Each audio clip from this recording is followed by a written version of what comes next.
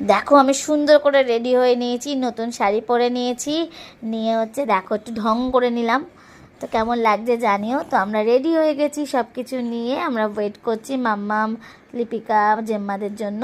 তো এই দেখো রাস্তায় বেরিয়ে পড়েছি অলরেডি। আমি আর তাতে আগে যাচ্ছি, কারণ হচ্ছে দেখছি যে ফাঁকা আছে কি না মন্দিরটা, কারণ এখন তো অলরেডি 5:30 বেজে গেছে। তো ওই জন্য এই গিয়ে দেখি একজনই পুজো দিচ্ছেন। তো অলরেডি পুরোটাই ফাঁকা। সেই আমার চেনা হচ্ছে কালীবাজারের মন্দির। তোমরা এর আগে অনেক ভিডিওতে আমার দেখেছো, অনেক রিলে দেখেছো।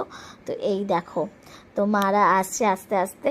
তো ওরা আসুক, তারপর আসার পরে আমরাই তো অলরেডি 5 জন আছি। তো তারপরে আমরা আসার পরে হচ্ছে আরও অনেক ভিড় হয়ে গেছে। নেক্সট রিলে সেটা তোমাদের সাথে শেয়ার করব, যে পুজো দেওয়াটা।